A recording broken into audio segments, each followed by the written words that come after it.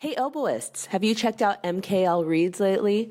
MKL is the one-stop shop for handmade oboe reeds where you can try reeds from various makers and then select the one that is best for you. How cool is that? Visit mklreeds.com and enter coupon code _read_dish, all caps, for free shipping on your first order. This wouldn't be a double read podcast if we didn't talk about knives and knife sharpening.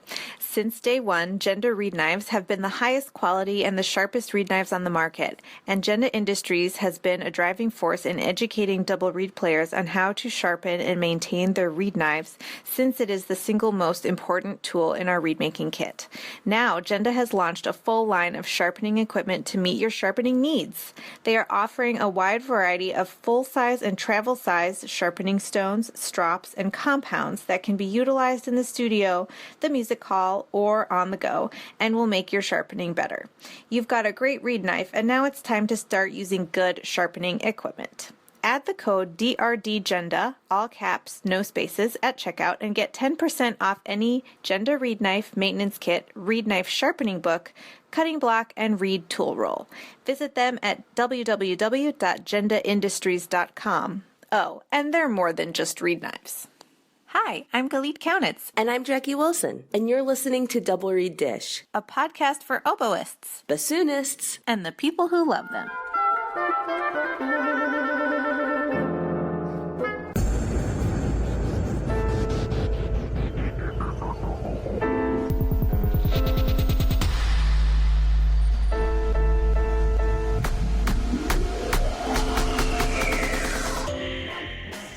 So I feel a little silly even recording this because I'm going to see you in like 24 hours. I'm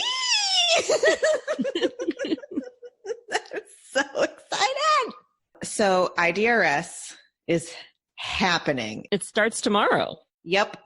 And I am driving down from Hattiesburg to Tampa with my amazing bassoon colleague, Kim Woolley. Shout out to Kim. And a bassoon student named Camilo. So we are going to be hopping on down in our rental car through a hurricane. There is a Category 1 hurricane that's hitting the Gulf. I'm surprised it's not raining as we record, but we're going to be escaping a hurricane while we bop on down to Tampa. Well, humidity makes reeds happy. So God. # blessed. It's nature's moisturizer. How are you getting to IDRS? Well, tomorrow morning, we're obviously recording this on Saturday, I will be playing my first Bach cantata, not my first Bach cantata, but I'm teaching at this Lutheran camp, Lutheran Summer Music. And so once a summer, they do a traditional liturgical cantata setting.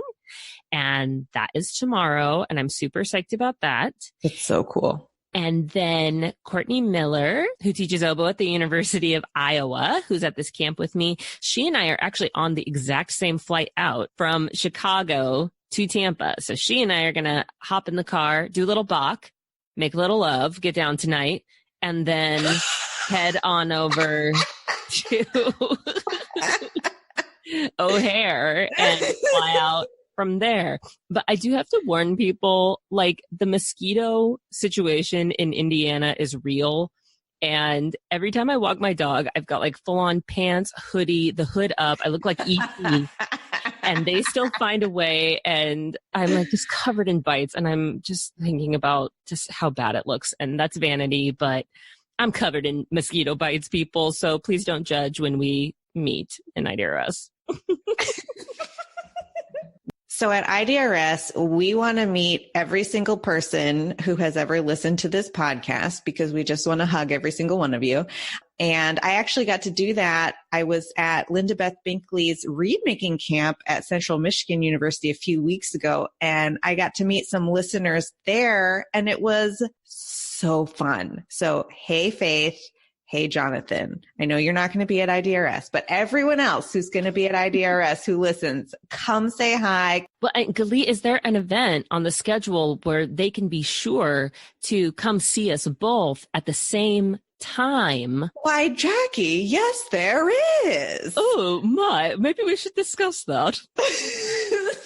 We are going to do our live show, which is going to be so hilarious, on Wednesday, July 17th at 9:15 a.m. in the Composition Lab. We are going to do our amazing live show with Double Reed Family Feud and special guest Pedro Diaz, English horn player in the Metropolitan Opera Orchestra. Do not miss it. It's going to be fantastic. We are going to make him do the Ling Ling workout, and it's going to be epic. We also have some of our sponsors on the podcast who are going to be vendors at IDRS. Jackie, tell us who is going to be there. Barton Kane will be there. Oboe Chicago, Nielsen Woodwinds, and JDW Sheet Music. And listen, it takes money to run this podcast. It sure does. And our sponsors enable us to keep this resource free. And so if you would go support them and mention that you're a listener of Double Reed Dish and that you appreciate them supporting us and keeping Double Reed Dish free, we encourage you to do that because we could not do this without the support of our sponsors, truly. 100,000%. All right. So should we move on to the dish topic now that we've done all of our shout outs and plugs? Well, I actually have one more shout out that has nothing to do with IDRS or Double Reeds, really. But I have been going through like many mental epiphanies regarding my mindset as a musician and just pursuing feeling good. And maybe someday we'll get into all that, maybe not. But that stuff that we all struggle with, I went through a period recently of super struggling with it. And one of the things that has been so helpful to me lately has been the Mind Over Finger podcast by Dr. Renee Paul Gauthier. And she does interviews with immensely successful people in the field. One of my favorite interviews is with Anthony McGill, the clarinetist. I love him. And it's just a great free-flowing conversation about mindset, practice, listening, learning, and the journey. And I have been super inspired by it. And I just encourage everyone to listen because it's been helpful to me and therefore it might be helpful to you. So check it out. I can't wait. I always love a good podcast recommendation. It's good. It's a really good one. Awesome. Okay. So we did a call for innovative performances to go with the theme of this episode because we are talking to the incredible Alecia Lawyer, who founded and is the artistic director of and plays principal oboe in the incredible River Oaks Chamber Orchestra. So we wanted to know, what were your innovative concerts that you've seen or been a part of or thought of? And like, what kinds of entrepreneurial things have you seen in the field? And we got some great responses. Absolutely. And you talked a little bit about being in the audience for ROCO during the interview, but were there any experiences that you've been a part of or witnessed that this criteria to you? The only thing that comes to mind is that in thinking about this, I've reflected on my own growth in terms of thinking about innovations in classical music. I remember years ago, I thought I had this really innovative idea. I was like, oh my God, we should do a benefit concert. And I felt like it was like so outside the box. Now that my eyes have been opened through more experience and seeing what cool things other people are doing, it's been more like, oh, that's innovative. Like this ROCO concert I went to, and, you know, Wind Sync and Imani Winds and all of these like amazing groups who are off doing the authentic innovations. You know what I mean? Yeah. I would shout out Breaking Winds Bassoon Quartet in for sure. As well, and Acropolis. Oh yeah, 1,000%. I had a very comparable experience during this interview. I found myself, as she was talking and discussing some of the things that ROCO is doing, going, you can do that? Oh, you can do that. Totally. Oh, that's a great idea. I would have never thought of that. And it was surprising to me to realize that I felt like I needed permission to let my mind go to those places. But it was just such an inspiring interview to me in that regard of it could really be anything. And she talks about, sincere endeavors and kind of knowing which ones to pursue genuinely and which ones are, she says, gives examples of some obnoxious avenues that people can kind of pursue because they're disingenuous. But I felt just so invited to explore my creativity as a result of this interview. You know, the one thing I did think of though is, do you remember when we were both teaching in Wisconsin and we did the Mozart and Marinera concert? Oh, And I loved that. That was inspired by a concert that my teacher, Bert Ligorelli, put together when I was an undergraduate student as a fundraiser. yeah, that was Mozart. And then we had a spaghetti feed afterward, all Mozart concert. And I'm a big lover of pairing music and food and concerts and food. And, you know, everything's better with snacks. So, I mean, that's true. So some of the responses that we got, Scott Miller says, last summer for Manitoba Underground Opera's production of The Coronation of Poppaea, each instrumentalist was paired with a vocalist to portray a character on stage. The vocalist depicting the character and the instrumentalist representing the character's thoughts, emotions, and motivations. That's a great way to just tap into a deeper concept of musicality and portrayal and stuff. Yeah, that's really cool. So Florida Reads sent in something on Instagram. I love the idea of a children's concert with QR codes displayed throughout on a screen. They could scan the QR codes to bring up interactive info about each piece on their phones. And he said that he's done that. He's a middle school band director and he's done that before. Parents love it. Plus you can put program info there so you don't have to waste paper. You can make your own QR code online for free and link it to a website. So you can just do that. I had no idea. Yeah, I mean, Alecia talks about that in her interview a little bit too, that ROCO has embraced cell phones because they're not going anywhere. Nope. And so if we can find ways to embrace them meaningfully, that is kind of cool. 100%. Amanda says, go organic orchestra. It's a fully improvised performance with any combination of instruments. The conductor uses a series of symbols, matrices, gestures, and a small set of pre-learned melodic and rhythmic units to create different pieces on the spot. They do them all over the world. Definitely one of my favorite groups to play with. That sounds really fun and kind of John Cagey. Mm-hmm. Krista Garvey sent in a submission. Shout out, Krista. I love you. Woo! She is the chief instigator of a collaborative group called Notorious, which is working on a project with aerialist movement artists to tell the story of early immigrant women to our region through new compositions and existing works. The most creative performance I've been a part of included a juggler who juggled glow-in-the-dark balls to art music. Work. Yeah, work. That sounds really fun. Although then you would have to play in the dark, and I don't know if my eyes are good enough to do that. We also have a submission from Allie, who says, I co-wrote and co-arranged a show called Concerto for Frenemies with my BFF flutist. We dress up in 18th century costumes, take on diva personas, and play Mozart Concerto K314. It's a play, it's a concerto, it's comedy, it's theater. It's my favorite performance to do. That sounds kind of awesome. I know, I really want to wear a wig.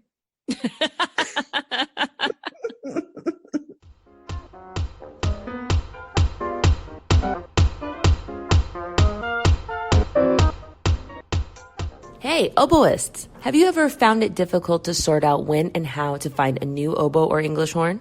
Oboe Chicago streamlines the process, providing personal and professional consultation and a large selection of lovely instruments. The process feels comfortable and thorough. Selection includes Effleray of Paris, Howarth of London, Covey oboes, and Fox products. For a credit of $100 towards shipping, mention Double Reed Dish when you call or email Shauna.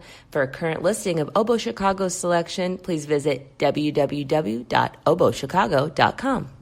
Hey, let's talk about Jenna Ingalls Reeds. She has built her business on providing high-quality handmade reeds, education, and a sympathetic ear to oboists across the country. When you order from Jenna Ingalls Reeds, you get prompt communication, reeds, or cane handcrafted to your specifications, and cheerful, friendly customer service.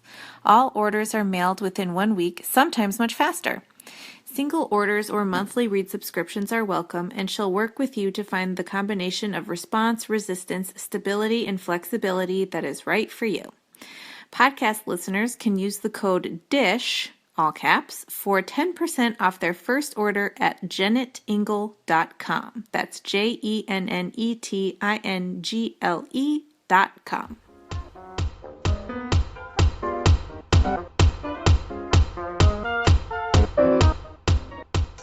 We are delighted to welcome to Double Reed Dish Alecia Lawyer, founder, artistic director, and principal oboe of the River Oaks Chamber Orchestra. Welcome. Thank you so much. Could we start off by having you tell our audience who you are and what you do? Oh, my name's Alecia Lawyer, but I'm not a lawyer. I play the oboe and not the elbow. I just my startup lines whenever I talk about ROCO. But so I founded an orchestra 15 years ago, and I think just because our field really just needs entrepreneurialism like all the other fields in the world. And it's been an interesting ride and exciting. And, being an oboist, and I think as an oboist, we all have to have multiple personalities and also just have the right left brain thing. I think it's just amazing how many oboists have started their own things as well. That double reed thing really gets in there. Mm-hmm. So I went to SMU for my undergrad. I was a physics oboe major, and then wound up at Juilliard, and we moved abroad for a while. So it was just this kind of mix of an unusual path that led to this really interesting path again to start something entrepreneurially. So River Oaks Chamber Orchestra is in Houston. When I was a master's student at UT Austin, I went to one of your concerts. It was probably 2007 or 2008. And it was conductorless. You did Bizet Symphony in C. And I remember being completely blown away by the quality of the performance and the really cool twists you were doing on an orchestral performance. Just to describe it for the listeners, the program was not ordered. There were these spheres on the program, and each piece was listed inside a sphere. And so we didn't know which piece was going to come next. And the piece before it was performed was announced by a different member of the orchestra, which was so cool. We're just like, oh my God, what's coming next? I don't know. And then you also did a raffle and invited the winners in the audience to come up and sit inside the orchestra. You had seats interspersed throughout the different sections and experience one of the pieces from inside the orchestra. And then at intermission, the musicians came into the audience and started talking to people in the audience. And it was the coolest thing I have ever seen. Oh, thank you. It's just gone crazy since then. That's it's 12 years ago. It's fun too, because, Kristen, my double reed partner, her bassoonist, it's just been so much fun because this has been based on relationships and people and being human first, which I think our entire field is horrible at. And I think being human first is what can save our field, and not, again, that it really needs saving. It just needs energy kind of pumped back into it. I think that's really all it is. And I think there's a lot of vulnerability that needs to be explored on stage. And when you can let people, not only audience members, but musicians, release into their creativity, there's no end to the exploration that can happen. And so all these small things that seem to me now like kind of a really massively impact the whole experience. With House Lights Up is one of the most impactful things, because you can actually read the program, but more importantly, it creates a shared space with the audience and musician. So it's a true relationship, and you don't feel like you're sitting there witnessing, you're actually sharing. I feel like music too is a language, and we don't talk about that at all. We always market the white dead males, and we always market thing that's in between audience and musician as opposed to the actual people. And so that's really where it all started. St. Paul Chamber Orchestra was able to really do an investor model orchestra where they, you don't have to buy tickets sometimes. You give enough money that you can actually just get tickets, or the tickets are inexpensive or free. And that's really how I got to start. And it's just invitational instead of transactional all around. And that's what's been so fun, is taking all these risks and explorations, and musicians that ride along with it and just and contribute their own dynamic energy that you can't release anywhere else, because it's, a very strange construct that orchestras have had to become in this economy. Well, would you tell our listeners a bit about how you got the idea and then how you went about executing it? Because I might have a cool idea that I would go, oh, there's no way. Oh, that's a fun little pipe dream that would never, ever happen. And you've built this colossal, successful thing. Oh, thanks. Oh, goodness. Well, most people, in our field, we obviously deeply and painfully know that orchestral positions are lifetime tenure jobs. And I would say 90% of our audience do not know that. Even people who donate to your organization do not know that. And I think it's important to know, because the value of what is happening in an orchestra, and the fact that there may be 3 or 4 openings a year in oboe across the nation, right? In a professional orchestra, and that's kind of max, right? So I think when you know that that's the statistic, and you are working really hard on that one, line up in either Shostakovich or your Ravel being smooth, connecting that to actually connecting to an audience is really a massive leap, right? And so what happened to me is, you get out of Juilliard, you go the route of auditioning. I was getting in some finals, whatever, but my husband moved to Houston with his job, and my family started, I didn't start a family right away, but I was a part of all sorts of things. I taught at U of H for a little bit, and then we moved abroad. We moved to France. And I will tell you right now that some of my oboe teachers told me not to go, that it would ruin my life. And I think that's kind of strange, because I don't know anyone else that would say that. I understand it and I respect it, because there's such a massive difference of playing abroad compared to here for getting in a job. But what happened is I felt really strongly when I went over there that the music, as we all know, is a fabric of people's lives. You feel like it just flows in the community in a way that amateur, professional, side by side, there doesn't have to be a massive distinction between the two. It's very clear. And people, you have dinner party, have some wine, get your instrument. It's really just very cool. And so we wound up back here, which is a little bit of a shock. And I actually did some salon performances over there in tiny, tiny, tiny rooms. And since I'm talking to a double reed audience, I will tell you my pain. No one else can respect this at all. But I played in this room that was 15 by 15. No, it had to be 20 by 20, I guess. But it was carpeted, had a mini baby grand piano, and they had about 35 people there. Wow. And I'm playing oboe and piano, right? And I chose, why, to play the Schumann romances. So, yeah, exactly. Thank you. I hope the whole audience is laughing right now. At me, it's fine. I don't mind it. Actually, you'll get to know me enough that I'm really trying to get a time at a stand-up comedy show at some point, amateur night, but kind of not joking about it. So I played these Schumann pieces, and, there's no reverb in that room at all. And I hadn't really been that close. Truly, I could touch the person next to me in the audience.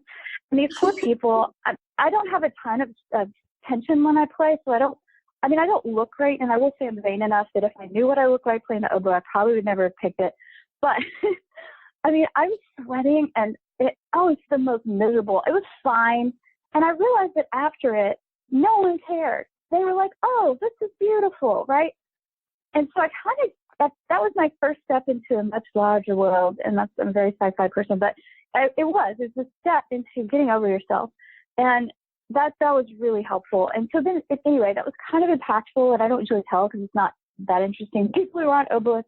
But then I wound up, when we came back to Houston, I was kind of ready for something different, right? Instead of just auditions, because I love Houston. We were here. And so I was part of 3 startups over the course of 10 years, orchestras. I was oboist and personnel manager, and kind of just saw these 3 different groups, how they did things, what they did, great ideas. They came up, went down, and I just found a lot of interest in it. But I will tell you that I felt like there wasn't going to be a future for me here. And I was kind of ready to quit the oboe, which is really different.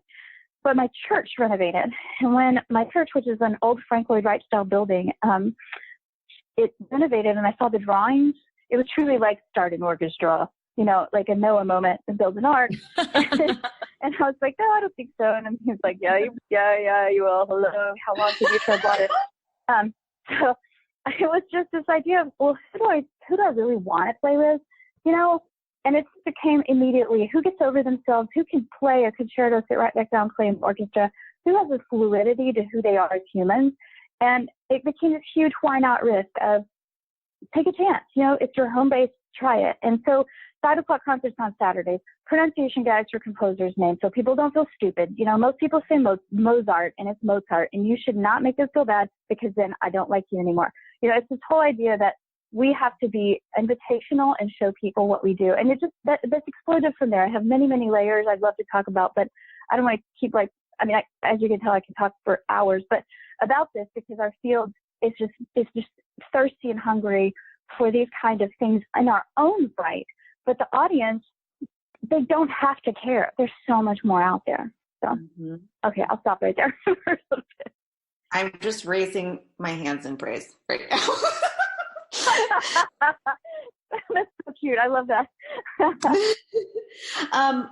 Okay, so I want to talk about some of the really interesting initiatives that ROCO does. And I would love to ask why, I mean, we all know why these are important, but we don't ever think of them, right? So Sure. Program notes are accessible for the blind and visually impaired through audio recordings in Braille. You allow adults with autism to experience ROCO in a sensory-friendly environment. You have childcare at your performances with, certified childcare professionals. And I also read that you use an app that allows people to follow along with the performance with interesting nuggets of information as the different themes go by in real time. And it even dims the screen when you enter the app so it doesn't disturb the people around you. I mean, these are really necessary, interesting, exciting innovations. And I'd love to hear you just talk about those.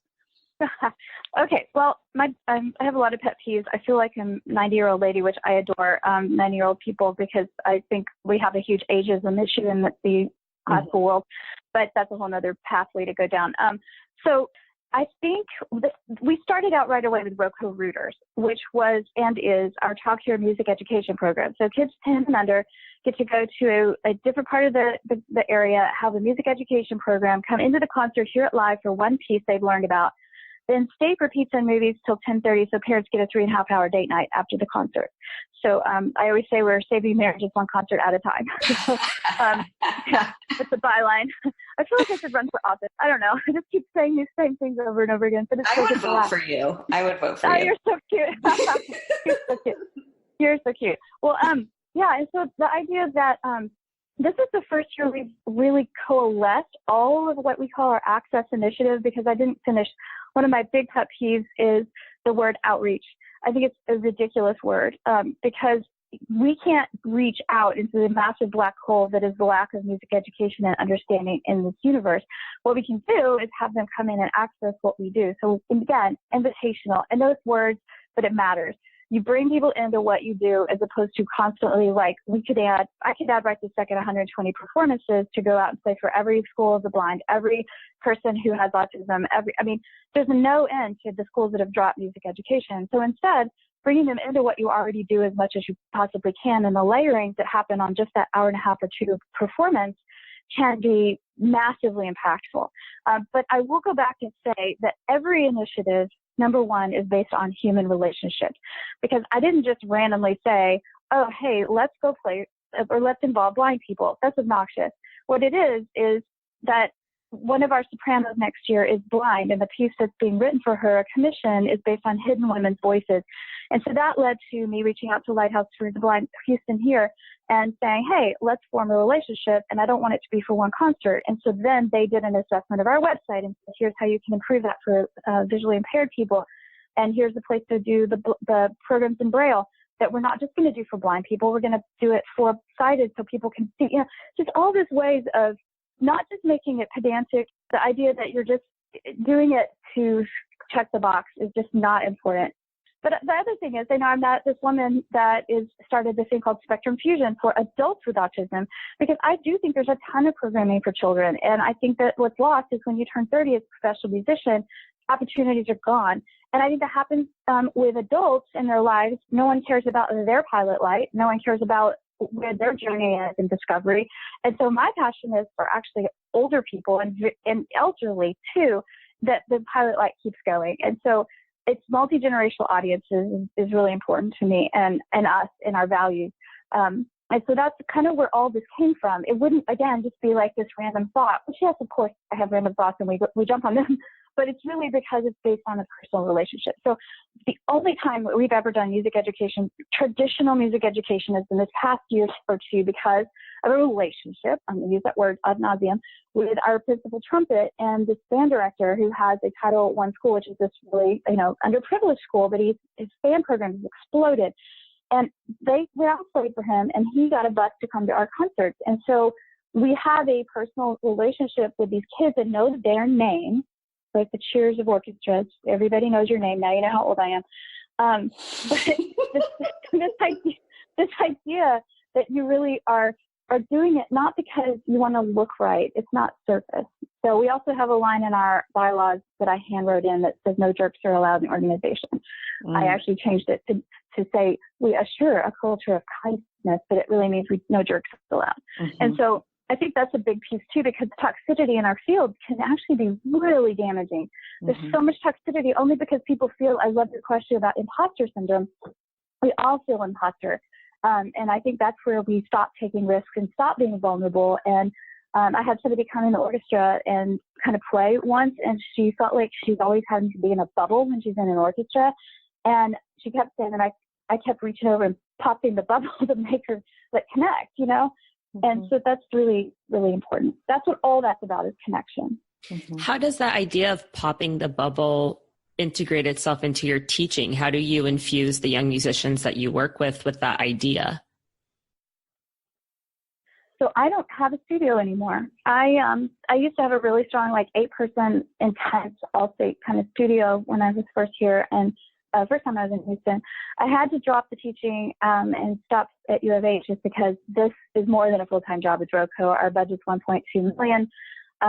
It's 36 concerts in 16 venues, live streamed to the world, broadcast nationally. It's on and on and on. So I miss it desperately. But I will tell you that what I do now, for what I feel like my teaching is supposed to be, even though I have so much to impart with Oboe because it's so much supposed to be about not tension and all that stuff, but is entrepreneurialism, is almost career counseling in a way. I go around the nation talking to schools, universities, colleges, and just talking to them about entrepreneurialism in the arts. I call my talk wildcatting in the arts. And just this idea that, whatever you're doing, take your risks, do unusual things. I was a DJ for a radio station for a little while, and it wasn't that cool. It was classical.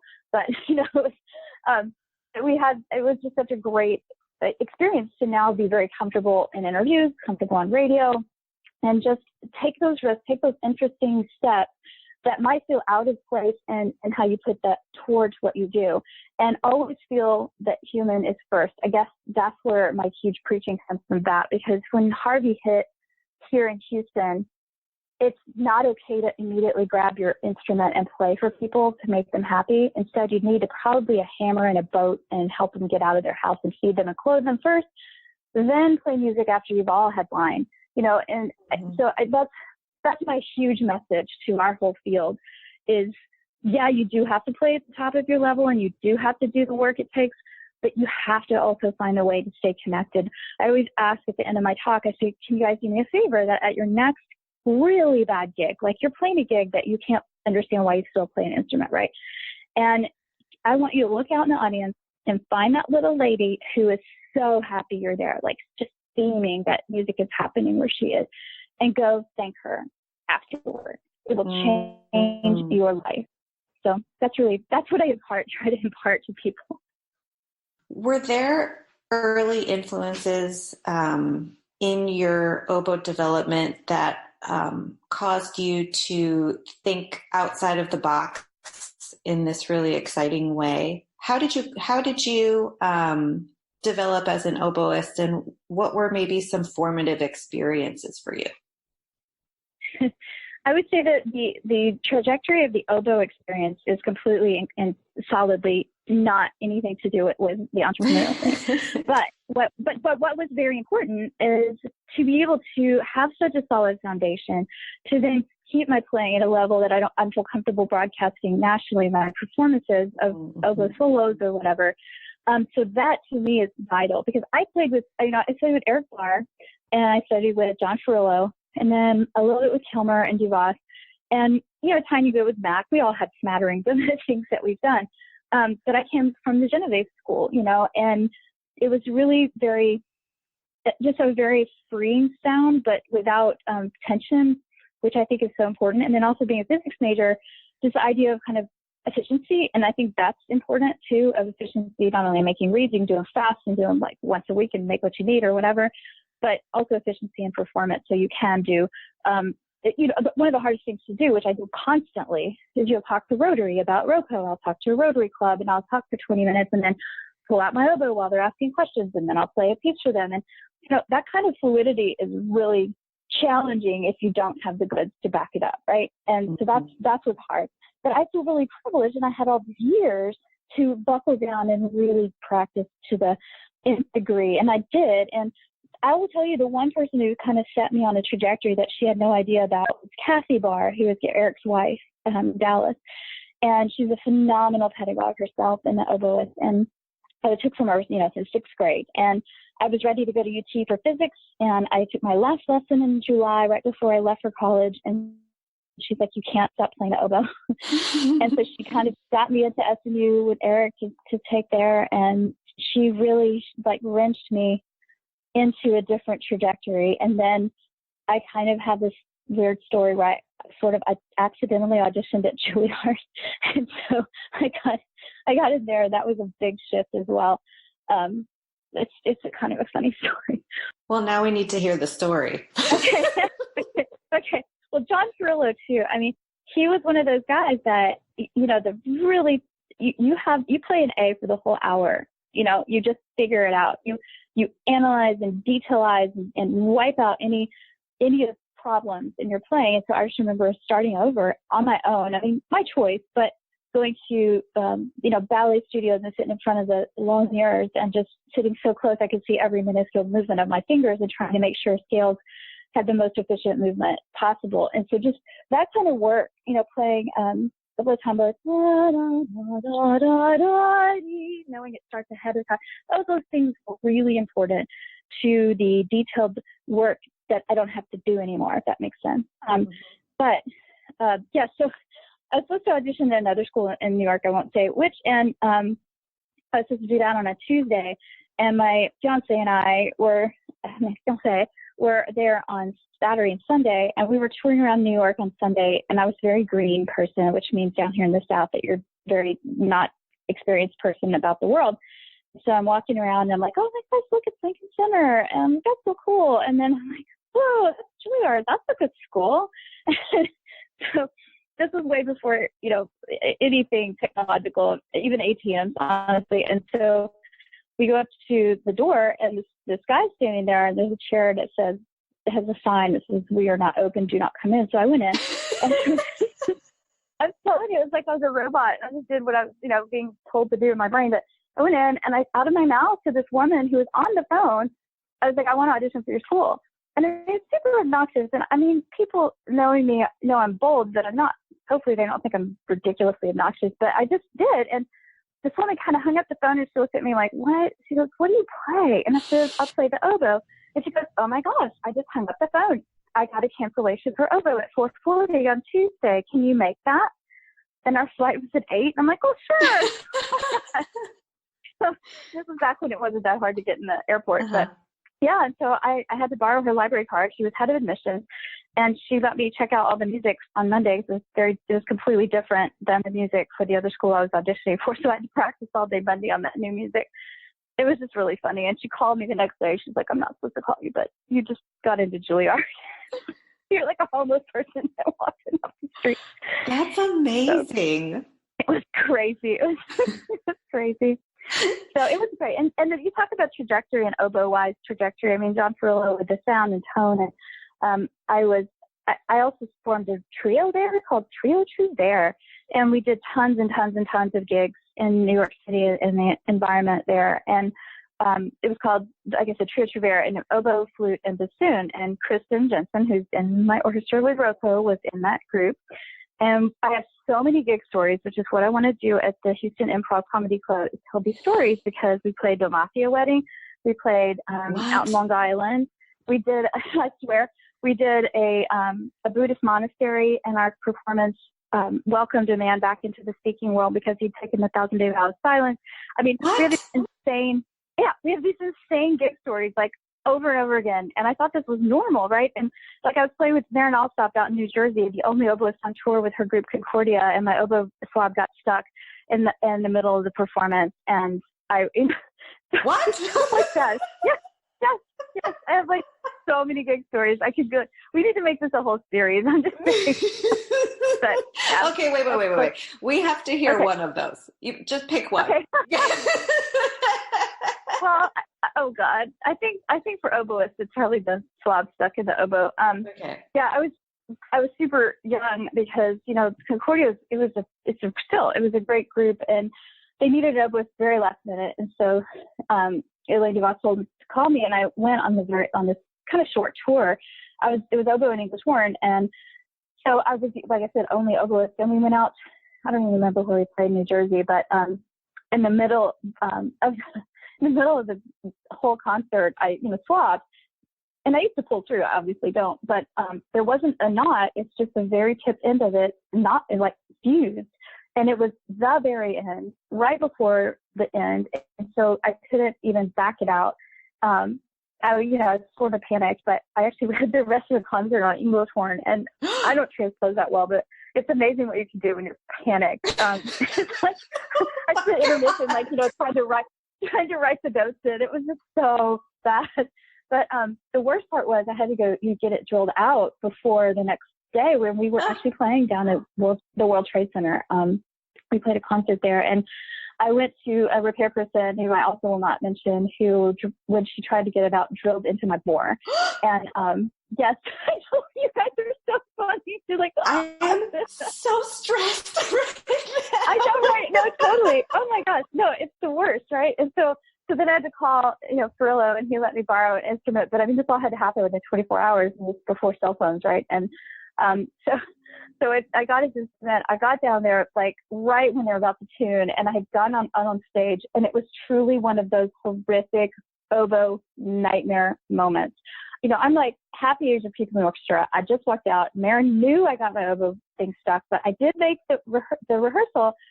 But my reeds were backstage somewhere, and so I didn't have my reeds to tune. It was horrifying.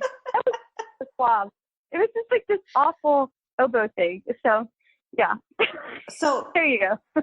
Wow. So was your oboe ruined after that? Yeah, pretty much. Oh no. It played, but it had a big gouge in the, in the inside of the bore. I'm so sorry. Was that the most stressful experience of your entire life?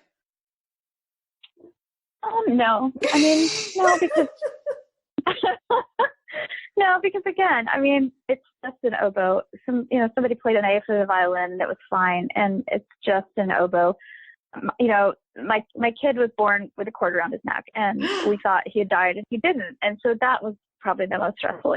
Things like that are more important, and they're much more vital. And I know I'm just this old wise woman now, but that's kind of where I go. I think we are so, like I said, multiple personalities is really stressed in OCD, and you have to be to play the oboe. But I don't know. I think if we can get past ourselves a little bit, and actually, frankly, invite the audience into these kind of moments of wow, that happened. I've had only one time where my reed broke in performance last year.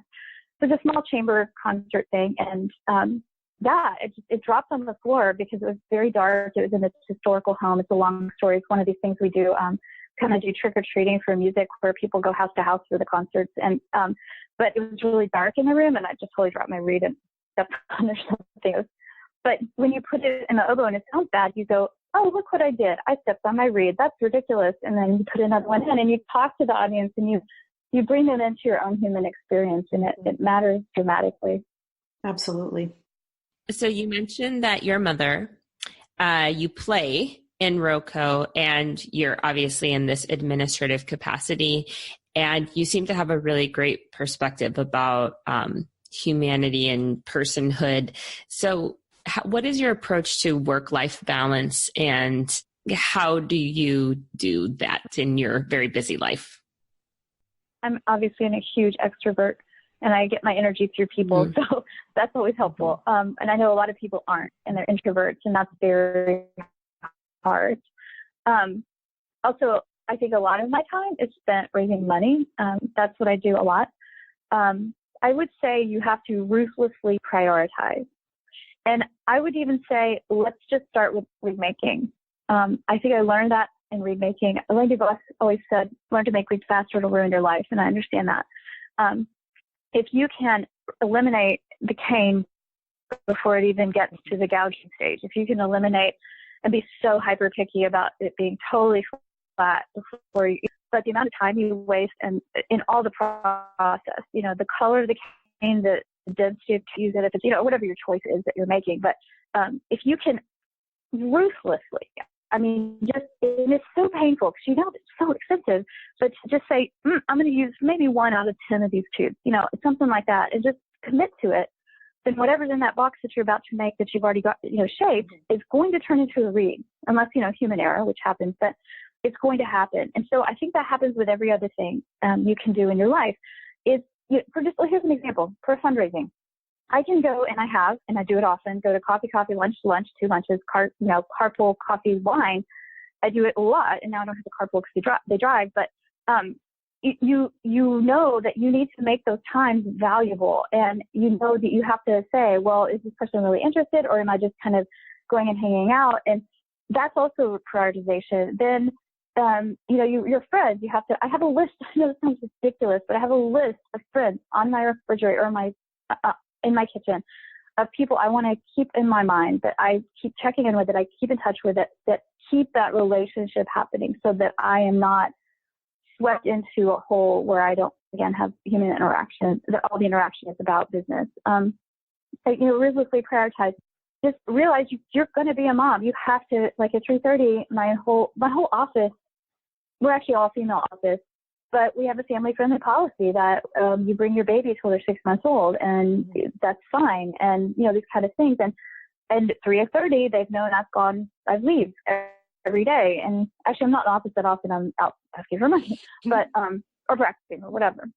But I think that's the biggest word, is ruthless prioritization in everything you do. You have to do it. I do it on an hourly basis, I would say. I'd be like, does this really need to get done right this second? What's the top? And I will tell you, I go through probably a sticky pad of notes at least once a week, an entire sticky pad, because I'm constantly rewriting what's the top, what's next, what's the top.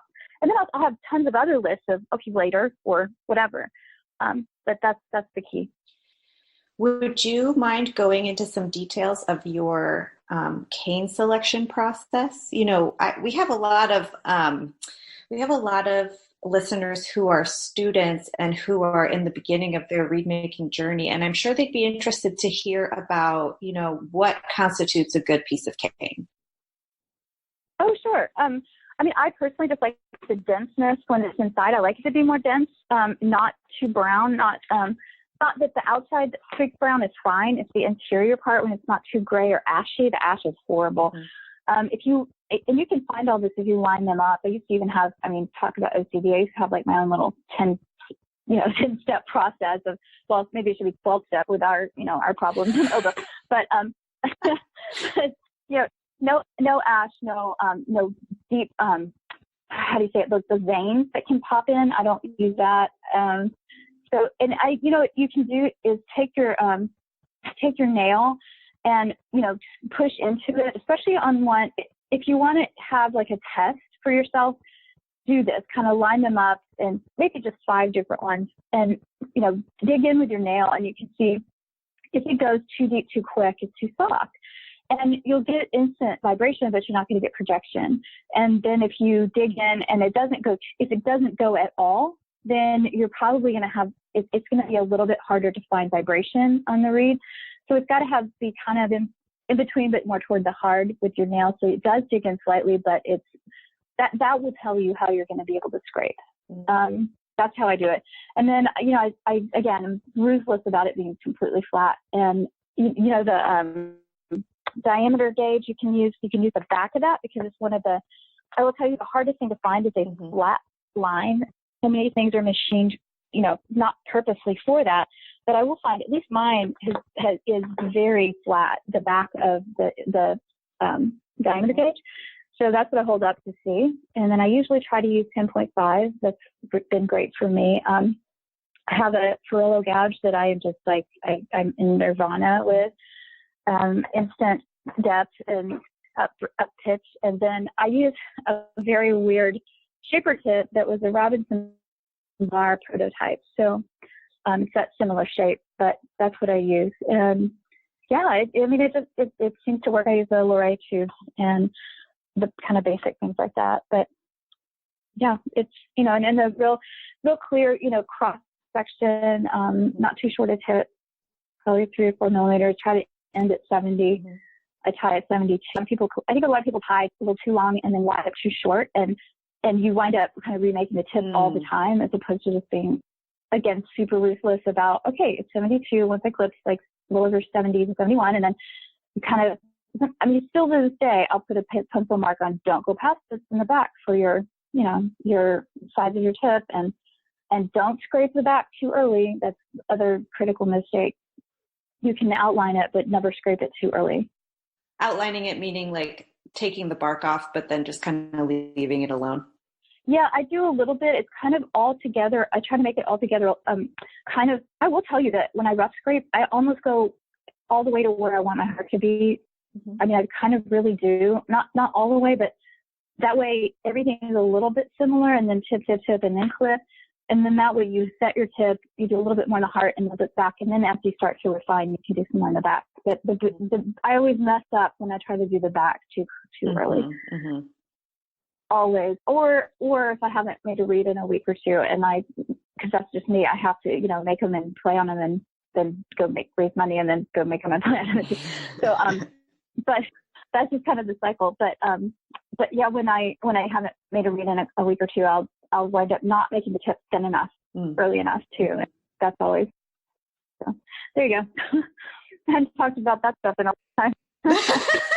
Thank you for that. That's very helpful. No, it's really critical. I think that's the hardest thing, is this idea of, I think we waste a lot of time on reed making, and there's tiny things you can do. Like, I don't understand, and you guys can please educate me about this. I don't understand how people use one knife for both things, because logic shows that a knife that needs to scrape, the edge should face forward, and the edge that's used to clip faces down. So I don't see how you can use one knife for both things. I haven't done that. I use one knife for, rough scraping and getting the bark off, and I use one knife for more fine tuning, but I usually use a razor blade to clip. Sure. Right. Great. Yeah. But yeah, I agree with you. It doesn't make sense. Would you mind if we took a hard left and I asked you about money? Because I think one of the most intimidating things, even if people are really excited about being an entrepreneur and they have great ideas, there's this big blank spot of, how do I end people by being too direct? And, how have you found success in that endeavor? Well, if you're asking money for yourself, it's hard, and it's actually really uncomfortable. And but if you have a purpose beyond yourself, if you really are talking about, as far as ROCO goes, we're not just about concerts. we truly are about changing the sector. We're about trying to lead people into a different space of what music can be. We commission continuously. We just finished our 79th World Premiere Commission. We will reach 100 next year. We have 21 plans for next year. And we are the third largest commissioning group in the United States. And so saying that kind of stuff makes it pretty easy to say, and that costs money.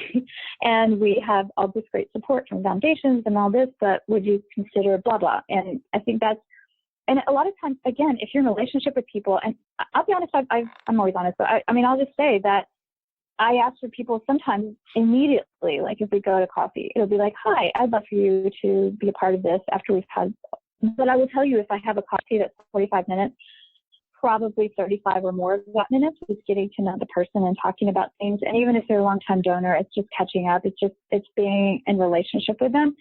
There's only been a couple of times that on in an elevator, I find, people are trapped, and so you can talk to them quickly.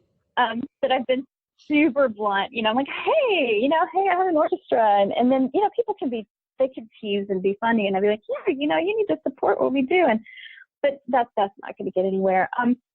Again, I don't know if you've ever seen Ben Zander's video about Shining Eyes. It's a video he did.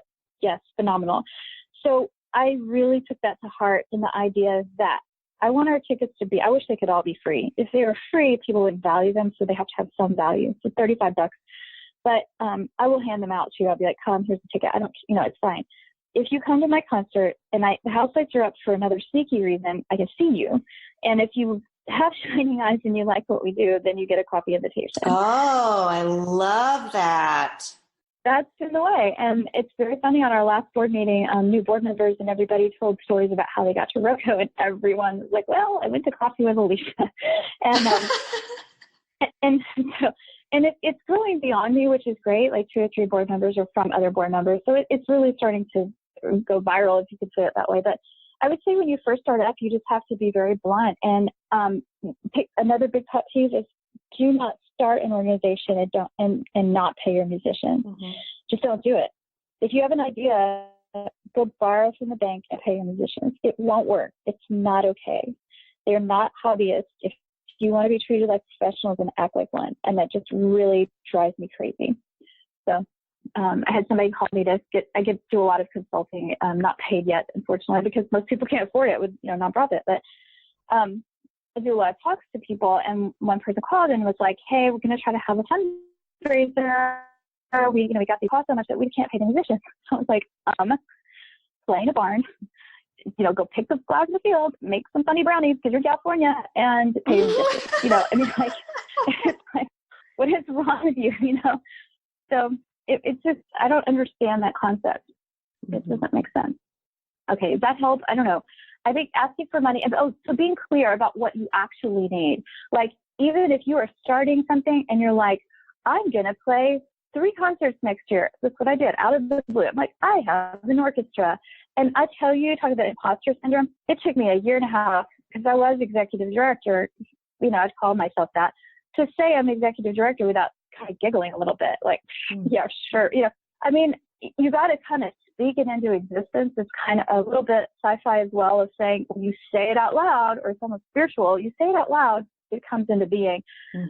Speak it into being. And then that's also the case about your own salary. I mean, even if you're starting a small chamber thing, you need to put, even if the line is 0, you got to put it in there as something that's necessary. It's not just self-care. It's actually not an intelligent business platform to go to people and ask for money when you aren't paying yourself. They won't respect that. They're business people. And I will end with this. People are rich because they don't give away their money. So going after rich people is not the wisest idea. Going after the usual suspects you see in all the other programs in performing arts, it took them years to get these people.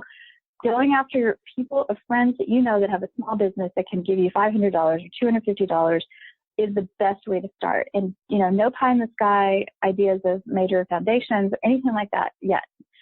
So that's the big deal. That's awesome. Can you talk to us a little bit about how you select which composers to commission and therefore which voices to bring to the stage? Okay, I bet now you can you know exactly what I'm going to say. It all comes through relationships. Commissions are, I mean, a good example is I always have our principals rotate in solo. We don't have guest soloists unless they're singers or something like that, because our principals are soloists going around the nation. Half the musicians don't live in Houston. They fly in to play in the orchestra. And and that was, again, just based on because I wanted to have a collection of people who I knew and who are unique in that way of getting over themselves on stage and actually looking like they'd not rather take a bullet, which a lot of us do when we're playing classical music. But I did say that out loud. Okay. But classical musicians have this kind of thing where they don't want to use the word entertainment. And it's a dirty word for us. And I don't think it should be. I think you are there for the enjoyment of the audience, to wanting to experience what you do. I don't mean that you have to smile falsely, because that's silly too. But you do have to find a way to show your own joy or your own experience in your body. Anyway, that's another lecture. Sorry. So you had asked about composers. They obviously start coming to me more because we've done so much commissioning. But a good example is our trombonist wanted, I told him, it's your turn to solo. Would you like money to commission? And he picked out Dorothy Gates, who writes for the Salvation Army Band and is the librarian. And he wanted her to write a piece based on Dag Hammerstein, who is the Swedish ambassador, because he's Swedish, that died in a plane crash in the 50s. And so she wrote that piece based on Dag, and it's been performed over and over after ROCO multiple times, because, again, it came from a really authentic place. A lot of things are like Derek Vermel is a really good friend of mine we went to bands together, and I did the huge mistake, which actually oboists will find this hilarious. I made the huge mistake with him sitting on the hill after having a couple of Canadian beers and telling him, look, I can play the oboe without a reed in it, and I can buzz in it like a trumpet, and it makes this really cool sound, but it's stupid, right? I mean, it's a party trick. Well, he's like, no, I need to write for that. I'm like, no, you do not. And so he hasn't yet, but I've been friends with him forever. So he's one that we commissioned, and just really, sometimes they don't really have a theme. Like next year, this whole Lisa Bialava that came to me for this idea of co-commissioning for this great piece for Laurie Rubin, the mezzo soprano. Like Bruce Adolph, we played one of his pieces, and I had programmed it. And it was so phenomenal, very difficult to listen to, not something that's so atonal you don't want to hear it, but it was very challenging.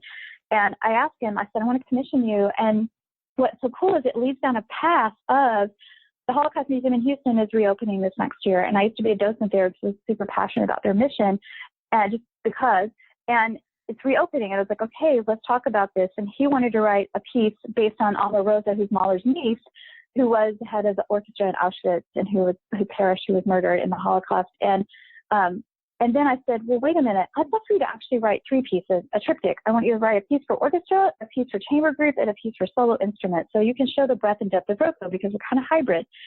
And so he's written these 3 pieces, and we're going to play a couple of them in the new Holocaust Museum. So you see how it can really have these schemes that connect everything together. And that's what I think is more important. And one of the things we also discovered, out of these 100 commissions, we have maybe 60 composers. So we recommission. We're in relationship and engagement with them. But what's exciting for us, and what we're starting to work on for our website, is a page based on these commissions that show the other performances, or at least talk about them. Like Rena Esmail's piece has been performed 12 more times after ROCO's performed it. And to me, that's lifeblood of what we do. It's not shells. She is incredible. Yeah. She's actually going to be one of our people this following season. But yeah. Oh, that's amazing. Yeah. Oh, and she wrote a piece for oboe and viola for me. So just FYI. Ooh. It's really hard. Oh, my stars. It's like a raga. Yeah, her music is so hard. Fabulous. And I will tell you this funny story. So it's one you have to travel, like you have it on 5 stands or something, you travel to play it with the violas. And so these ragas and this kind of thing, and it's so hard. And at the end of it, I had this idea, drama of it, to click off the lights in the space. And it was actually quite full. I was like 80 people in the room. And it was so dark already that at the very end, I couldn't find the stage. I was doing this stupid dance with my fit. Anyway, but yeah, she's fabulous. So there's just so much there that's just so much fun. And I mean, like this idea we're having next year is called the 15 Project, season 15, fanfares, interludes, and finales. One of the composers that I'm good friends with, Mark Buller, helped us curate this thing where people will write 2 to 3 minute miniatures of fanfares, interludes, or finales that we sprinkle throughout the season. And they're up and coming or really well-known composers. And he made it very clear about, we're going to have we have half women. We're going to have, this many from Africa, this many from, it's amazing what he's done with the diversity of it. And it's on our brochure. But so these things come that way, I guess, is my point, is through suggestions by musicians or submissions and then interest or a dialogue. So we did release our first commercial CD, and it was on a label, an Innova label. And what I did is ask the musicians what pieces their favorites were over the years we'd played, and they picked commissions. So 5 of our world premiere commissions. So these are pieces that we already premiered and we put in the studio, but unfortunately after 2 years of planning this project, it was during Harvey and we had to cancel it. It just so happened that we were able to reschedule it that whole year. It's a total bad thing that happened. And so we were able to do it. But what happened was Tony DeLorenzo is on the CD of The Jabberwocky is the piece he wrote. And that was one of the only personal things I've inserted. It's my favorite poem, so I asked him to write it. But, Harvey, we were, struggling here in Houston so much, and we were about to open our season. And I said, Tony, we need to have a fanfare. I was just truly thinking 2 trumpets, right? For Harvey. We need Heroes of Harvey fanfare. And this was on a Sunday. And he goes, well, when do you need this? I said, well, by Wednesday. And he's like, okay. Well, he trusts me. He hung up the phone and like 30 minutes later had gotten this amazing theme, and it's called Anthem of Hope, Houston Strong. And we premiered it, but we also open sourced it to ask all of Houston to perform it over the course of that year. And so he wrote it for string quartet, for all these different iterations, high school band. It was performed over around 20 times that year with Houston Grand Opera, down to, high schools, to string quartets and things, just to kind of blanket the city with this piece. So things like that are just so exciting to me. That is fantastic. Thank you. Alecia, what advice do you have for young musicians who aspire to have a career like yours? Take great risks. Be really good at your own skills, and it just so that you don't get knocked off your knocked awry when the other parts of what you're trying to create are a struggle. Make sure you have really strong relationships with people who love you, but also tell you no all the time on purpose. Because surround yourself with people who say no, so that you feel really comfortable bouncing stuff off, but also say yes to things that are important that they may not understand. I think it's hard, especially again with introverts. I know a lot of oboists, but you're either one way or the other with an oboe, right? You just are. And I think with introverts it's difficult because you really need to trust people to be in deep relationship. And I think trying to be an entrepreneur that way, you have to find your equal partner that's an extrovert that could go alongside you. It doesn't have to be a relationship. It could just be a business partner. But I will just say that if you are that kind of person, don't rely on other people to totally raise money for you, because a lot of people have delusions that they just hire a development director and they're fine. I mean, our development director is a facilitator, but that's not who sells the thing. And so, I think I would just say take those chances. I don't think that, I was in the pageant world. Yeah, I'm just saying it. And back in the high school, and that sounds ridiculous, but it also made me comfortable on stage, right? And so these things that might be opportunities, like I didn't really have an oboe job, and I heard that this radio station needed a DJ, and I went in and I had no communications degree, but I knew how to say Buxtehude or Beethoven, and I got the job, and I only knew what 3 buttons did, and they left me overnight in the studio to be the Night Till Dawn girl, and it was terrifying, but I did it. And I'm just saying these kind of odd tangential things can lead to something in your life, and I know you have to gun for it, especially if you're in the audition scene. But there's also what if you do get that job? What if you do get that job? They're going to tell you what to play, and you don't really pick it, and you have to be collegial, and you can't reach your hand to a conductor and go, well, I'd rather play it like this, which is what we do. We audition conductors, we don't, and And so that's really difficult when you learned how to be your own self and play exactly how other people are wanting. And then it can be unfulfilling that way. And so a lot of people find other things to do on the side that are filling that void of creativity. So I don't know. I think just being, I feel like I'm just rambling at this point. But yeah, I do. I have a lot to say, but it really, I guess, would depend on who I'm speaking to. I think that if there's somebody with certain skills that are like writing. Oh, okay. Here's another one. If you're going to start an organization, please make sure you want professionalism in all realms of your organization, so that you're insisting the music be professional. So why don't you make sure your accounting is? You know, don't just let the trumpeter be your accountant unless he or she is an accountant. You know, I think that's a mistake too. We try to farm out the things that we want them to be respectful of us as professional musicians, but yet we're not creating professional business models. But let me take this back too, that there are fabulous amateur community orchestras, vitally needed for our world. I have utmost respect. And in Houston, other than Houston Symphony and ROCO, that's what exists. It's kind of crazy that Dallas has all these other smaller professional orchestras, but Houston has vital, amazing things like Texas Medical Center Orchestra, Woodlands, all these places that are amateur orchestras that really great. And that's the lifeblood of what our world does too. Amazing. Thank you so much for spending the hour with us. To close, could you let our listeners know where to find you on the internet and where to find ROCO, how to hear you, that type of thing? Sure. ROCO.org. It's pretty easy. And if you see my car, I have ROCO plates with a .org sticker next to it. And so I hope I don't, I hope I don't cut you off in traffic. But so yeah, ROCO.org. And I will tell you this, on our website is all the past performances for free listening, because I pay my musicians for limited pressing and rights to use and publishers for use of that. We're one of the few American orchestras that can do that. And so you can hear all the past things. You can go hear my left combo, you can go hear all those solos. But there's also just some really fine, especially, Alyssa Morris, amazing composer. She wrote a trio called Knick Knack for us, Knick Knack with Nathan, Alicia, Kristen, for the clarinet, oboe, bassoon. You have to go hear it. We've performed it so many times. We're actually performing it in Boston in June for the Women's Composers Conference. So I say Knick Knack rides again.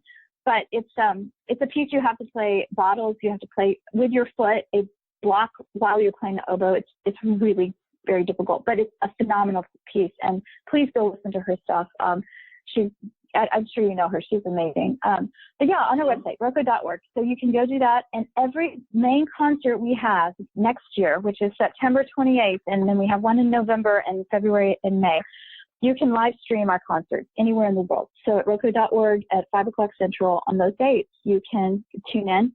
And that app I talked about, you can use that as well. So it's on Facebook Live. But yeah, please go find us, go connect, and Alecia at ROCO.org. Please ask questions, join Facebook, all that stuff. Would love to talk to you and keep the pilot light in all of us. Thank you so much, Alecia. It's been such a joy to talk to you. We really appreciate having you on the podcast. Thank you so much for helping spread the ROCOsphere.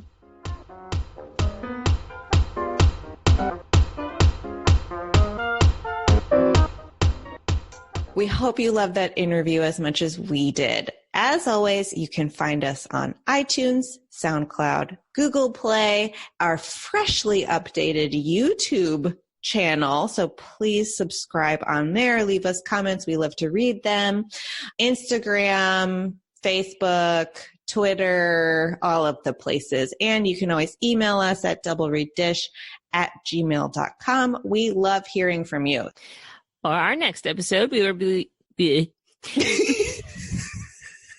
be welcoming bassoonist Saxton Rose, principal bassoon of the Winston-Salem Symphony and associate professor at UNC School of the Arts. What time is it? What is our tagline? I forgot it. Oh, Jackie. It's time to end this nerd parade. Go make reads.